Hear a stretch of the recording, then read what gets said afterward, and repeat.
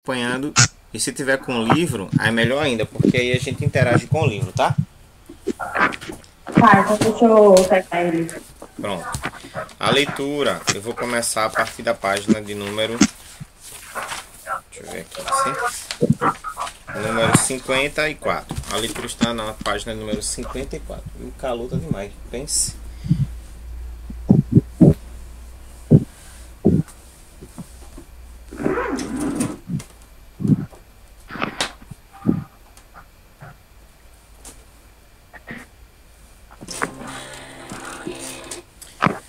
Então, página 54, brincando com o folclore, né? A gente já falou um pouquinho sobre a questão da diversidade cultural, falamos sobre a questão do etnocentrismo, e hoje a gente vai aprofundar um pouquinho mais sobre a questão do folclore.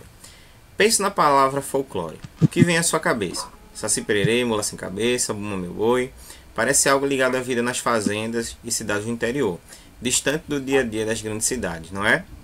Ou então faz lembrar aquele livro empoeirado que fica lá no alto da estante e que ninguém lê, e somente se recorda dele uma vez no ano. Mas será que é isso mesmo? As palavras vêm do inglês folk, que quer dizer povo, e lore, saber. Logo, folclore é o saber do povo. Tudo aquilo que o povo sabe, inventa, aprende, ensina, a maneira de viver, o jeito de entender o mundo, o modo de se expressar por meio das palavras e da arte. Tudo isso é folclore, ou melhor, cultura popular. Portanto, está muito mais perto de nossas vidas do que podemos imaginar. Como o Brasil é muito grande, em cada região do país, o povo brasileiro se expressa de uma maneira diferente, por falar em típicos, os pratos, apresentando brincadeiras, danças, cantigas e vocabulários próprios ou típicos, como se costuma dizer, por falar em típicos, os pratos típicos, isto é, a culinária também é parte do folclore. Quando dizemos vatapá, logo nos lembramos da Bahia. A feijoada de feijão preto nos faz pensar no Rio de Janeiro, o churrasco no Rio Grande do Sul, o pão de queijo em Minas Gerais. Muitas vezes, o mesmo prato ou fruta vai mudando de nome à medida que vamos percorrendo as regiões do Brasil. A tangerina no Rio de Janeiro se chama mexerica em São Paulo e em Pernambuco laranja cravo. A fruta do conde no Rio de Janeiro é pinho em Pernambuco e ata no Maranhão. O prato feito de arroz com carne seca é conhecido como Maria Isabel no Piauí e arroz de carreteiro no Rio Grande do Sul. A canjica carioca corresponde ao munguzá pernambucano. Parece confuso, e ainda nem falamos nos mitos e nas lendas, nas cantigas de roda e brincadeiras infantis. Pense no folclore, como um grande quebra-cabeças, em que cada peça é fundamental. Se faltar uma dança, uma lenda ou uma receita culinária, o quebra-cabeças ficará incompleto. Essas são as peças que formam esse jogo chamado cultura brasileira. É o que faz o Brasil diferente dos outros países. Quanto mais se brinca com esse jogo, mais se conhece a riqueza do nosso país. Então, o folclore brasileiro ele é rico porque ele tem várias influências, não apenas, né, indígenas, que foram os nossos primeiros habitantes, mas também africanas, portuguesas e também asiáticas, né, porque muitos asiáticos vieram se instalar no Brasil. E aí, para a gente interagir com o texto, tá certo? E já que você está aqui comigo, o Dia do Folclore, aqui é comemorado aqui no Brasil, é no dia 22 de agosto, tá certo? E aí é um dia em que todas as cantigas, brincadeiras, histórias contadas, certo? São mais valorizadas ainda. Na escola, na educação infantil, os alunos geralmente eles ouvem essas histórias referentes ao folclore e a que mais se conta é do Saci Pererê. E qual é a definição, de acordo com o texto, certo, do que é folclore? O que é que o folclore é definido nesse texto? O folclore é tudo aquilo que o povo quer. É tudo aquilo que o povo, tipo, inventa, porque tudo isso é como se fosse uma lenda. Isso, inventa, tudo aquilo que o povo sabe, cria. Então, tudo aquilo que o povo, certo, ensina, aprende, inventa, cria, é folclore. Qual é o objetivo desse texto? Por que você acha que esse texto foi produzido? Qual é o objetivo? Eita, isso eu não sei. Você acha que esse texto tem o objetivo de mostrar apenas um tipo de cultura ou ele queria abranger todas as culturas, ao ponto de que nós possamos ver traços do folclore na dança, na comida, no falar, no vestuário? Então o objetivo aqui é trazer informações, certo? Mostrar como é que é diversa e rica a cultura brasileira, principalmente na parte do folclore. E o público-alvo? Será que é só do interesse de crianças, adolescentes ou é um público geral? Acho que é de um público geral. É. Agora tem um público que ele é mais voltado. Quem é que mais acredita nessa parte das lendas, das histórias? Criança. Então, ele é mais voltado para um público que podemos denominar como infanto-juvenil. A autora desse texto também afirma que o folclore está muito mais perto de nossas vidas do que podemos imaginar. Cite algumas dessas manifestações. Você conhece alguma manifestação que faz parte do folclore? Pera.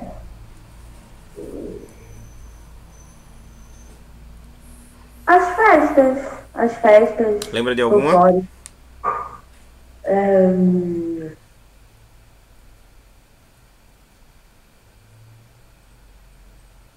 Não lembro muito bem, mas sei que em alguns lugares eles fazem festas homenageando os personagens Certo, então tá folclóricos. falando festas típicas, né? Então, danças na culinária, nas histórias, brincadeiras infantis, tá certo? Então, ressalta mais ainda um pouco desse folclore. Nas danças, certo? Você tem o carimbó, tá? Tem o coco. Nos pratos típicos você tem, de acordo com cada região, você tem o munguzá, você tem a canjica e outros mais, porque vai depender da região. Nas brincadeiras você tem a brincadeira de roda, você tem as cantigas, você tem as lendas, né, da mula sem cabeça, do Saci Pererê, certo? Da Iara, Mãe d'Água e outras mais. De acordo com o texto, por que o folclore fez no Brasil um país diferente dos demais? Porque o folclore é como se fosse o Brasil, é uma mistura de coisas. O folclore no Brasil é rico, né? Então faz com que ele se torne diferente das outras nações. E aí, para a gente continuar nessa parte da reflexão, me explica aí, por que é que a autora compara o folclore a um quebra-cabeças?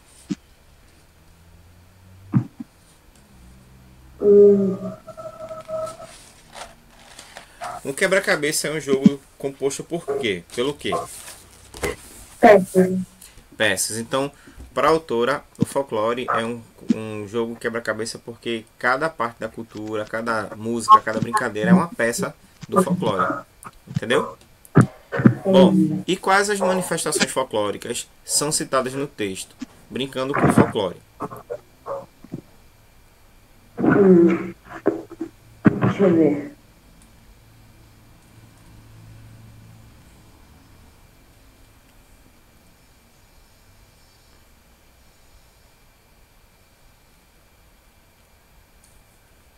Tá no texto, né? Tá no texto, tem alguns.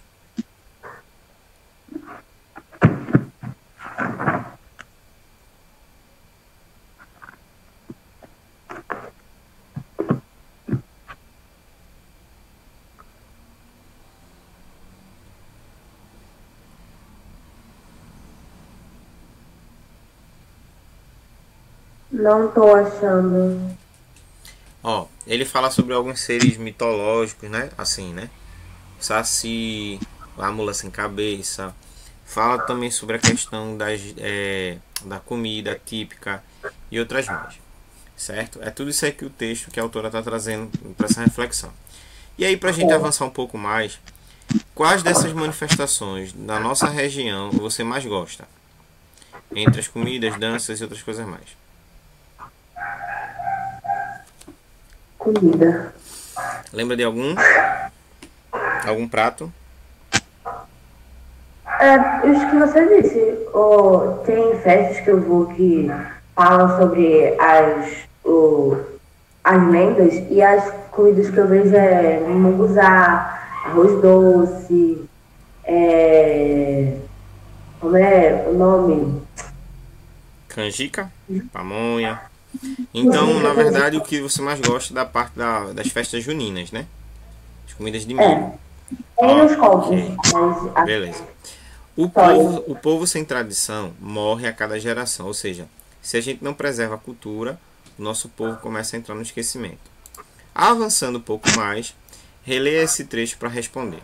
A maneira de viver, o jeito de entender o mundo, o modo de se expressar por meio das palavras e da arte, tudo isso é folclore, ou melhor, cultura popular. A palavra em destaque se refere a quê? Tudo. Tudo está se referindo a quê? Isso aqui tudo que você leu? Oi? Tá em que página do texto que você leu? Agora estou na 57.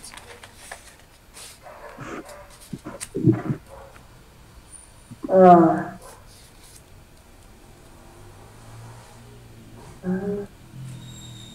A palavra em destaque se refere a tudo que ele disse no texto. E, A maneira de viver, o jeito isso. de entender. Então tudo está se referindo ao que saiu antes, tá certo? A maneira de viver, o jeito de entender, o modo de se expressar. Muito bem. A que classe de palavra pertence essa palavra tudo? Eu não.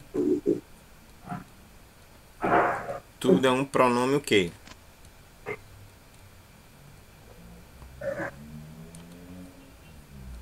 Eu não sei. Tudo é um pronome definido. Qual é a função? Qual é a função? Que função, na verdade, o termo exerce nesse trecho? O que é que ele quer dizer nesse trecho? Trecho. Para não acontecer uma repetição das palavras.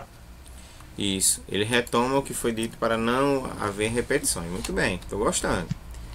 Por falar em típicos, os pratos típicos, isto é, a culinária também é parte do folclore. Quando dizemos vatapá, lembramos da Bahia. Feijoada, Rio de Janeiro. Churrasco, Rio Grande do Sul. Pão de queijo, Minas. Você já estudou a variação linguística e viu como a língua pode variar de diferentes formas a partir das pessoas. Assim, qual dos tipos de variação linguística corresponde ao escrito no trecho? Aí é qual, tá? Regional, histórica, social ou estilística? Eu acho que é regional. Regional. Então, cada região tem uma fala, um modo de falar, né, de se expressar diferente. Então, por isso que é regional. Observe o termo em destaque na frase. A palavra vem do inglês folk, que quer dizer povo, e lore, saber. Folclore é o saber do povo. Esse vocábulo apresenta sentido de conclusão, oposição ou explicação. O termo que está em destaque? Não. No caso, a palavra vem do inglês folk, que quer dizer povo, e lore. Você acha que essa parte aqui do texto, e aí logo, essa palavrinha aqui logo, indica uma conclusão, uma oposição ou explicação? Explicação. Uma conclusão. Logo é sempre conclusão. Ah, Bora lá. No primeiro parágrafo, ainda na página 57, tá? A autora faz 3 questionamentos. A quem se dirigem esses questionamentos? No primeiro parágrafo.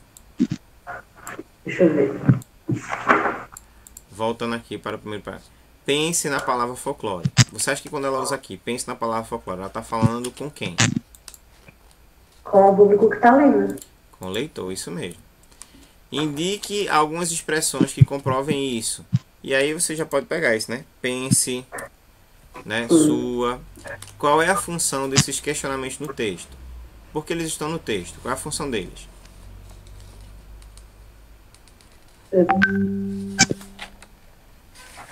É fazer o quê?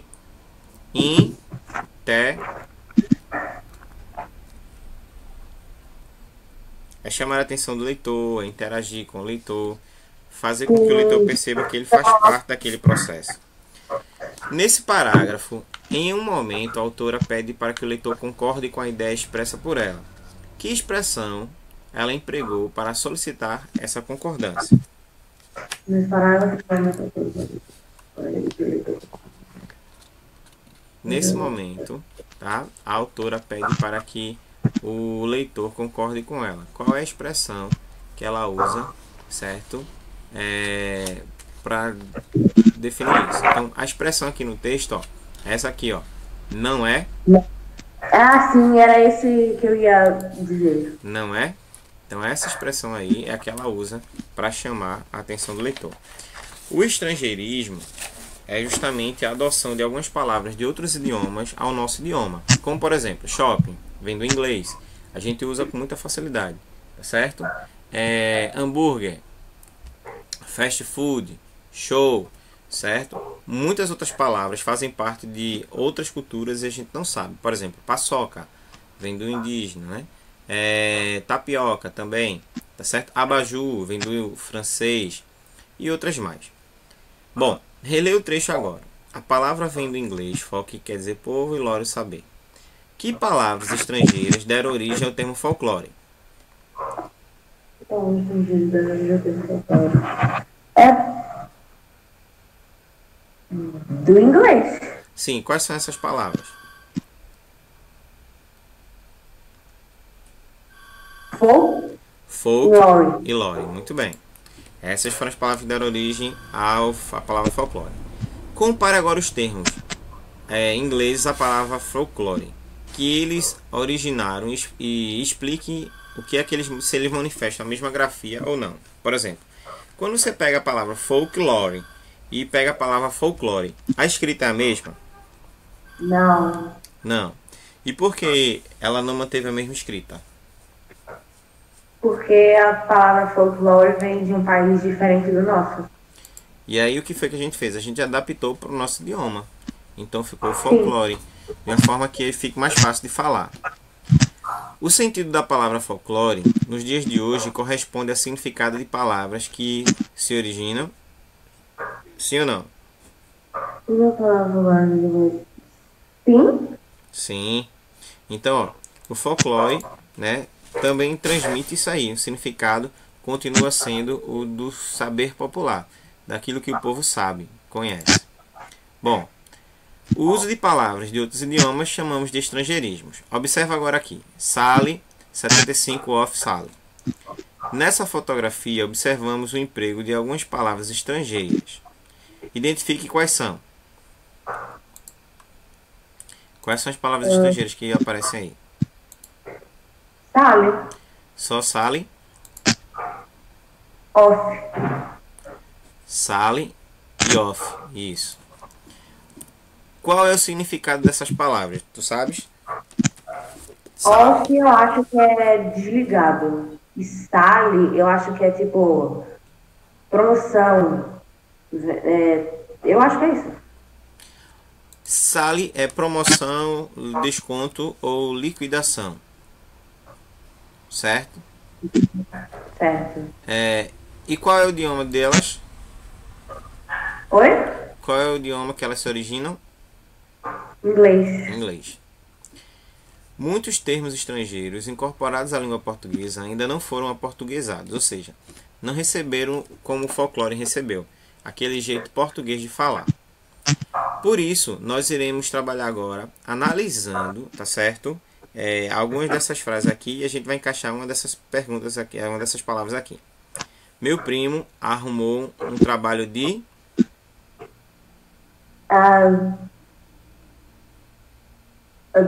Office boy? office boy. Muitos artistas são perseguidos pelos Paparazzi. paparazzi, que é a palavra italiana. Hoje à tarde irei ao médico para fazer um Check-up. check-up. Chegamos cedo ao aeroporto, pois precisávamos fazer o Check-in. check-in. Fui assistir a uma peça de teatro e fiquei encantado com a Performance. performance. Performance também, que vem do inglês. Substitua agora os termos, certo? Por uma palavra que corresponda no português. O hobby predileto da minha mãe é fazer compras.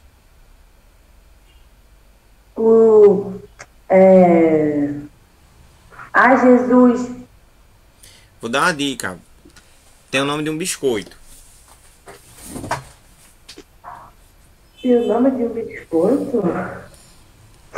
Biscoito. Passatempo. Passatempo, isso. Tá vendo? A dica foi boa. Ganhei um lindo buquê de flores.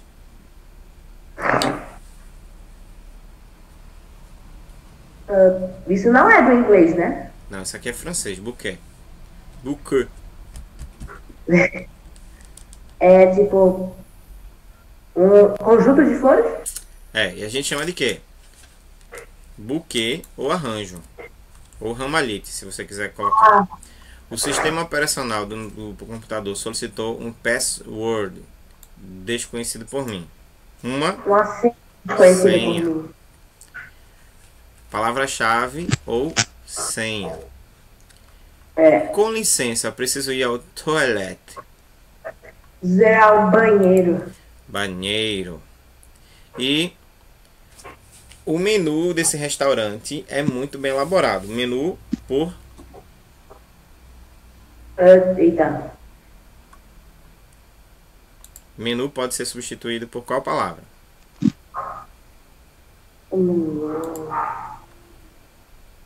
Esse eu não sei. Cardápio.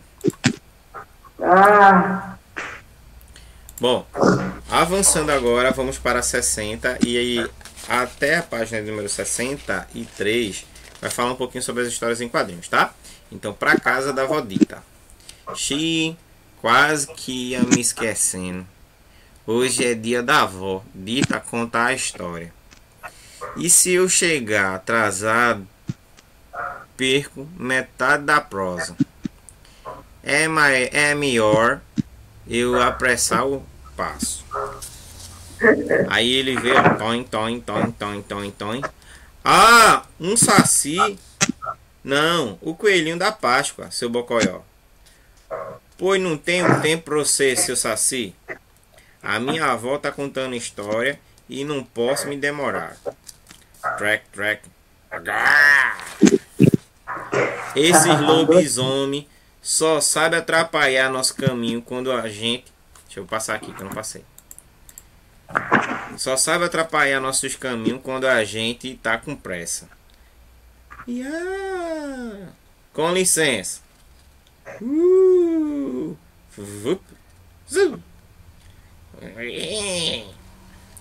Eba, arranjei uma carona. Assim eu chego mais rápido na casa da Vodita. Aí depois... Cheguei atrasado, pessoal. Não, Chico, ainda não começou. É por isso que eu gosto das histórias da Vodita. Dão medão da gente. Então, e ele viu isso tudo e não teve medo? Ele vivenciou todas as experiências com todos os seres sobrenaturais e não teve medo, né? Só ficou com medo agora no final. Bom, Chico Bento, para você que não sabe, é um personagem criado em 1961 pelo cartunista Maurício de Souza e teve sua primeira tirinha lançada em 1963, tá? E a própria revista em 82. Para criar o personagem, Maurício de Souza inspirou-se em seu tio-avô.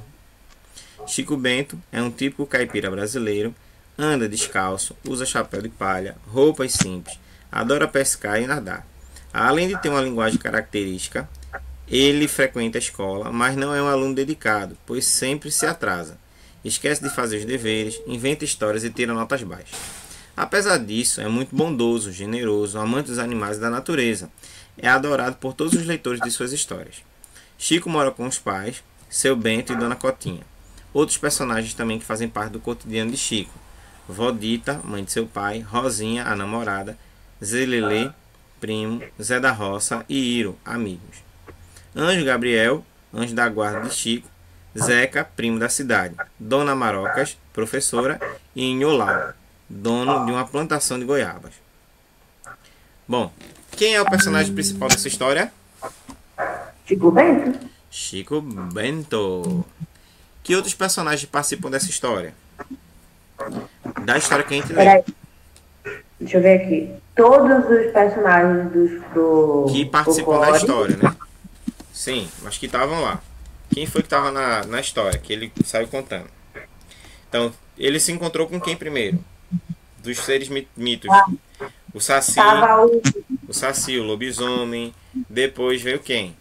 Veio a sereia, o fantasma, a mula sem cabeça, os amigos na casa da Vodita e a própria Vodita, né? Então esses são todos os personagens que estavam aí com o Chico. Observando os quadrinhos é possível perceber os lugares em que os fatos acontecem. Identifique quais são esses lugares. No caso, nas primeiras narrativas, né? Os primeiros quadros. Onde é que isso acontece? O horário.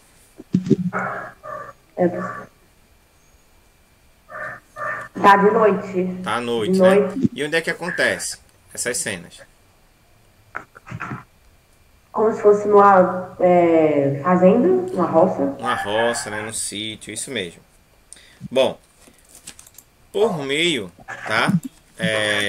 Por meio das imagens é possível descobrir em que período do dia a história também acontece. E aí a gente já matou essa charada, né? Acontecem de noite, certo? E aí você tem as estrelas, tem a lua, tem tudo mais que evidencia isso. As histórias em quadrinhos, também conhecidas como HQs, tá certo? Elas são muito conhecidas pelo fato de que elas podem trazer narrativas históricas em quadros, a partir de quadros. Por isso que é histórias em quadrinhos, tá? Dizem que as histórias em quadrinhos elas foram baseadas acompanhando algumas imagens da Via Sacra, aquela via da andada de Jesus até o momento dele ser crucificado. E aí eles começaram a perceber aquelas imagens e começaram a retratar de forma diferente, contando histórias do cotidiano. Em uma história em quadrinhos, pode-se comparar, né, a imagens e texto verbal, ou somente imagens. Em qual dessas duas formas se enquadra a lida? A história em quadrinho, ela tem mais texto verbal ou não verbal, ou tem os dois?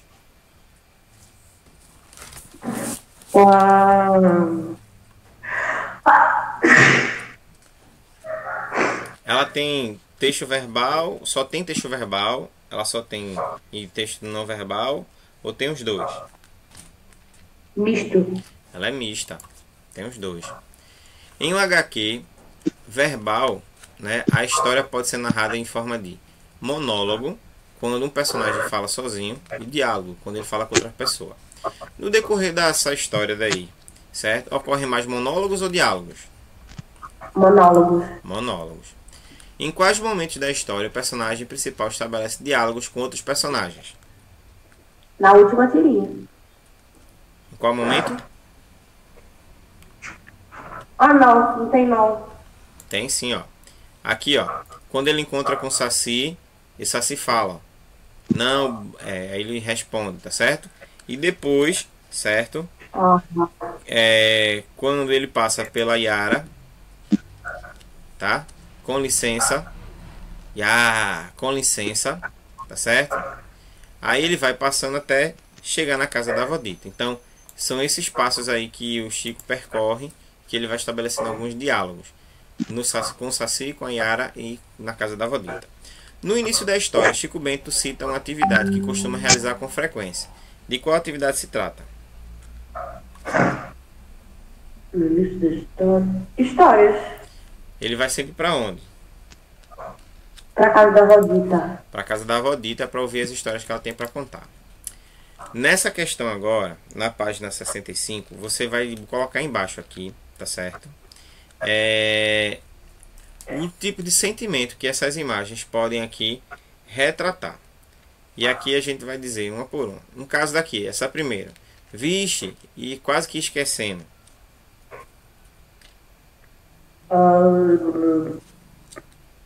A ideia aqui é de quê? De? Oi? A ideia aqui é de quê? Surpresa. De apreensão, de preocupação. E nessa aqui? Um saci. Medo. Surpresa, susto. Certo? Medo. Nessa aqui, com essa expressão com a cara dele. Raiva. Raiva, irritado. E essa aqui? Tipo, tô nem aí. É isso, mas como é que a gente poderia dar um nome? Despreocupado.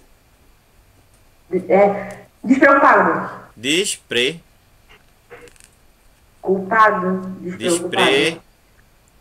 Ai, Jesus. Desprezo. Despreocupado, desprezo, homem. Bora lá. Eu já fui despreocupado. Chegou aqui na letra E. E aí? Cheguei atrasado, pessoal. A expressão no rosto dele demonstra o quê? Aflito? Não. Feliz. Alegria, né? Tá feliz. E agora? Na F. Aí esse é aflito. Aflito, com medo. No final das histórias sempre ocorre algo inusitado. O que é que caracterizou o humor do último quadrinho? Por que que Ele Chico... tinha passado por isso tudo, mas ficou com medo na história. Isso. Então ele conhecia todos esses personagens, mas não teve medo deles. Mas só ficou com medo depois que a avó começou a contar as histórias, né? Esse foi, na verdade, o medo de Chico. O medo bem tardio. Chico Bento gostava de ouvir histórias da avó Dita, sim ou não? Ele, no último quadrinho, ele disse que não gosta de vir, por causa que dá um medo Não, muito ele disse que grande nele. gosta. Ele disse, é por isso que eu gosto das histórias da avó Dita. Ah, tá. Ele gostava assim. E por quê? Porque dava medo. Ele gostava de ouvir as histórias que davam medo. Desde que surgiram as HQs, né, muitas outras vão surgindo também. E além da Turma da Mônica, né, Chico Bento faz parte da Turma da Mônica, outros cartunistas também surgiram nesse espaço. Bom, em vários momentos também das histórias existem as onomatopeias. Sabe o que é uma onomatopeia? O- o- Não. Uma onomatopeia é quando você representa de forma escrita um som, um ruído, um barulho. No caso aqui, ó, o lobo. Au! Isso aqui é uma onomatopeia. Nas histórias em quadrinhos, muitas delas são. Que palavras são essas que aparecem como onomatopeias? Qual é a página que você tá? Página agora 68. Voltando lá para a história. Quais dessas palavras aqui são onomatopeias? Deixa eu ver, peraí.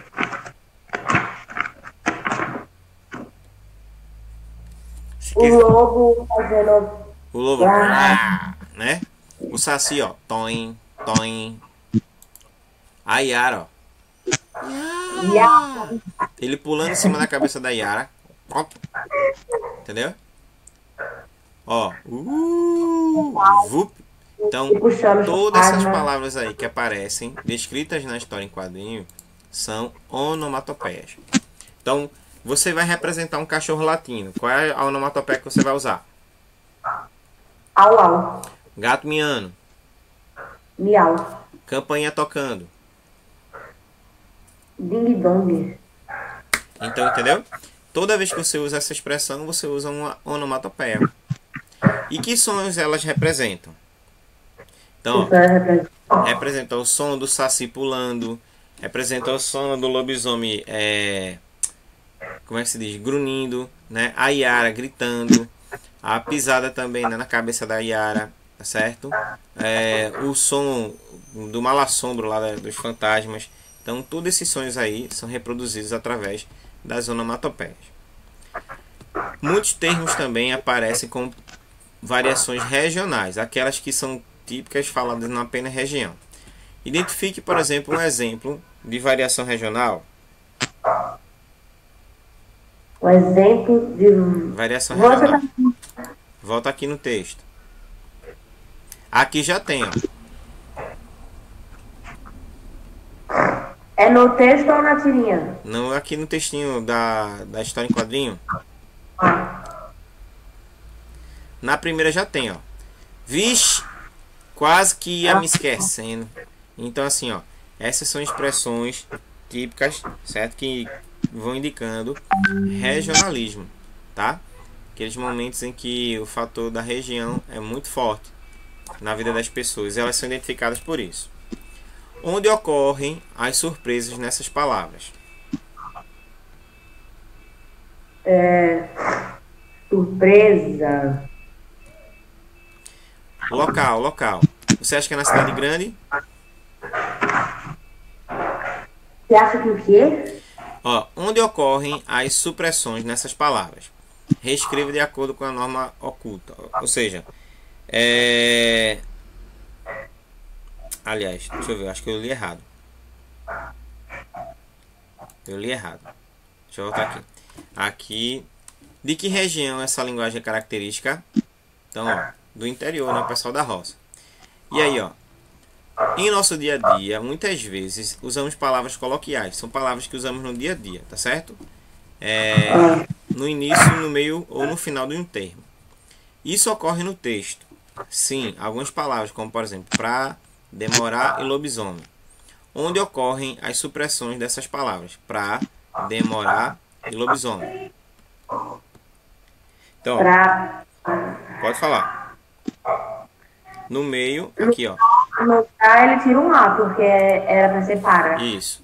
Ocorre no meio e no final da palavra, certo? No meio de para, demorar e lobisomem no final, que tira o R e tira o M.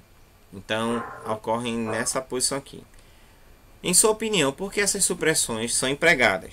Por que você acha que as palavras foram escritas dessa forma? Para ficar mais fácil de escrever? Mas também se tratava de um personagem de onde? Ah, sim, sim. De um personagem da roça que a língua de lá é mais ou menos assim. Isso. Então, por se tratar de um personagem da roça, então levou-se em consideração o linguajar do pessoal de lá. Avançando um pouquinho mais, ainda estamos na página de número 68. No quarto quadrinho, Chico Bento diz que precisa apressar o passo. O que é apressar o passo? Andar mais rápido? Andar mais rápido, andar ligeiro. No antepenúltimo quadrinho aparece a seguinte fala: assim. A que pertence essa fala? A quem pertence essa fala? Assim. A Chico, ao narrador ou a outro personagem?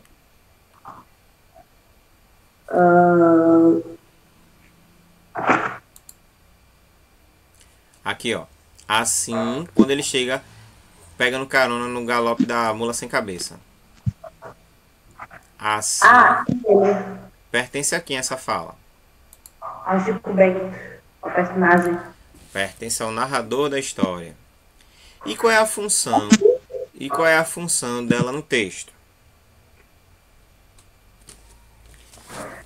Indicar que está chegando a casa da Godita em algum lugar. Ao final, a conclusão da história. Bora lá. Página 69. Vou ler um texto aqui, um encontro fantástico.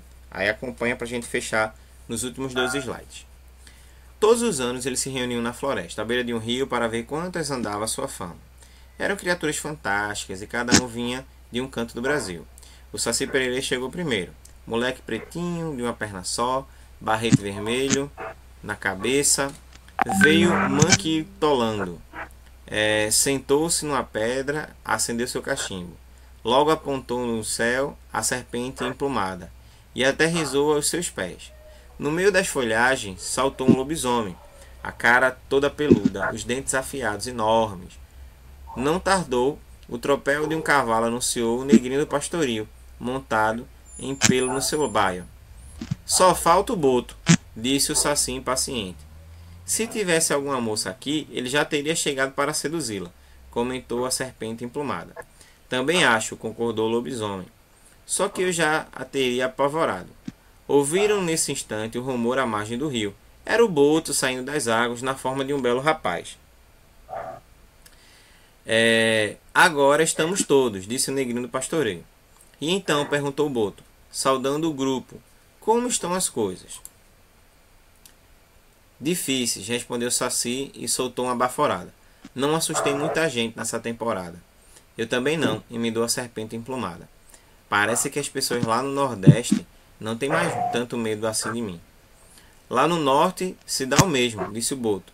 Em alguns locais ainda atraem mulheres, mas em outros elas nem ligam. Comigo acontece igual, disse o negrinho do pastoreio. Vivo a achar coisas que as pessoas perdem no Sul, mas não atendi muitos pedidos esse ano. Seu caso é diferente, disse o lobisomem. Você não é assustador como eu, o Saci e a serpente emplumada. Você é um herói, mas a dificuldade é a mesma, discordou o negrinho do pastoreio. Acho que é a concorrência, disse o boto. Andam aparecendo muitos heróis e vilões novos. Pois é, resmungou a serpente emplumada. Até bruxas andam importando, tem monstros demais por aí. São todos produzidos por homens de negócios, disse o Saci. É moda, vai passar.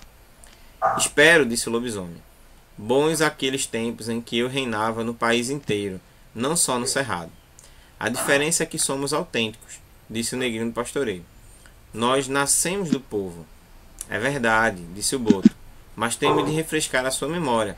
Se pegarmos no pé de uns escritores, a coisa pode melhorar, disse a serpente emplumada. Eu conheço um, disse o Saci. Vamos juntos atrás dele? E foi o primeiro a se mandar a 1000 por hora, em uma perna só. Tá? Então aqui conta um pouco das histórias que são narradas no nosso país, só que muitas delas, certo, são esquecidas porque as pessoas nem sequer têm conhecimento delas. E aí, para continuar e fechar nesses dois últimos slides, meu aluno aqui nota 10, os personagens desse texto pensaram em uma solução para o problema. Qual foi a solução? Procurar um... Eita, deixa eu ver. Tá certo. Tá certo? Não, eu pulei. De acordo com o texto, as criaturas se reúnem na floresta para discutir sobre algo importante. Sobre o que era essa discussão? E eles estão perdendo a importância. É isso. Estão perdendo a popularidade, né? Estão deixando de ser importante. Que problemas eles enfrentam? Que problemas eles enfrentam?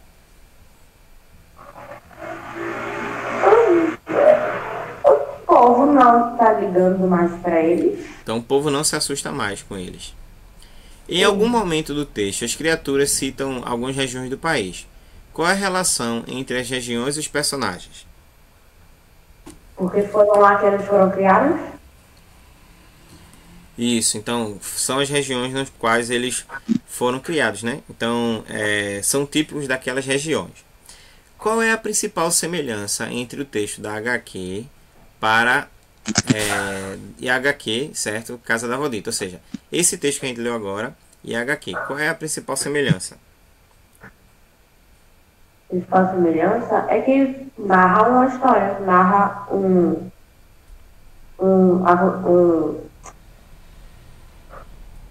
acontecimento do dia a dia. Narra o acontecimento do dia a dia, mas falando sobre quem? Os personagens folclóricos. Isso, então narra as histórias dos personagens folclóricos, né? Trazendo a ênfase para eles. Muito bem. Na HQ, Chico Bento e seus amigos estão ansiosos para ouvir as histórias da avó Dita. O texto, Um Encontro Fantástico, expressa essa mesma ideia? Encontro Fantástico, mais ou menos. Eles estavam também indo para a casa da avó Dita Não. para ouvir histórias. Não. Então não expressa, certo, a mesma ideia. Mas o que é que acontece nesse contexto? Acontece que eles estavam discutindo um problema que eles tinham pela frente, que na cabeça deles, né, na visão deles, era um problemão, que era o fato das pessoas estarem agora não mais se assustando com o fato deles serem, certo, seres tão importantes como mitológicos. E para a gente finalizar a nossa aula, responde essas 3 perguntinhas aí. Os personagens desse texto pensaram em uma solução para o problema. Que solução foi essa? Procurar um escritor, um cartunista. Isso, procurar um escritor para que esse escritor pudesse então falar mais desses personagens, para que esses novos heróis, novos vilões não ganhassem o gosto e a preferência de outras pessoas. Muito bem. É possível relacionar a solução proposta nesse texto com a HQ do Chico Bento? Ou seja, a solução proposta nesse texto aqui é a mesma, certo? Que acontece lá com o Chico Bento? Não. Mas vamos lá. Por que eles iam procurar um escritor? Para que o escritor pudesse fazer o quê? Contar? Quisesse falar mais dele. Falar mais dele, contar as suas histórias. O que é que Chico Bento ia falar, dizer na casa da avó? Ouvir ela contar o quê? Histórias. Então você acha que tinha alguma relação entre as histórias que a avó Dita contava com essa proposta aí? Sim. Sim. E para finalizar, qual crítica o autor do texto quis fazer ao criar uma história em que os seres folclóricos brasileiros estão perdendo a credibilidade em relação a outros heróis, vilões e bruxas, muitos deles pertencentes a outras culturas? Qual crítica?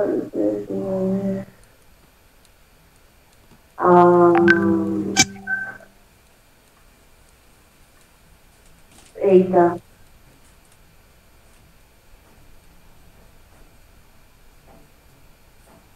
O que é que ele quis dizer? Ele quis dizer, em outras palavras, que as pessoas estão se importando muito mais com a cultura de outros povos do que com a cultura do seu próprio povo. É isso que está acontecendo. Hum. Entendeu?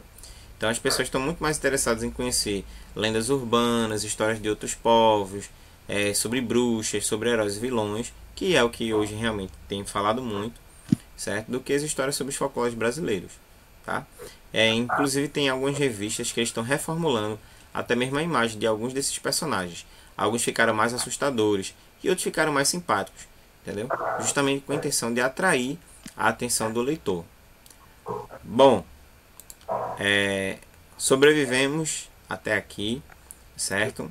Então, quando você tiver contato com o pessoal, diga que eles perderam a aula de hoje e todos vão ser computados também na falta. Tá certo, Yuri? Então, ó, um bom dia pra você, um bom final de semana. Né? Vai demorar para chegar o final de semana, mas como a gente só vai ver na próxima terça-feira, então aproveita o final de semana, dá uma descansada e se cuida, tá ok? Tá certo. Tchau, tchau.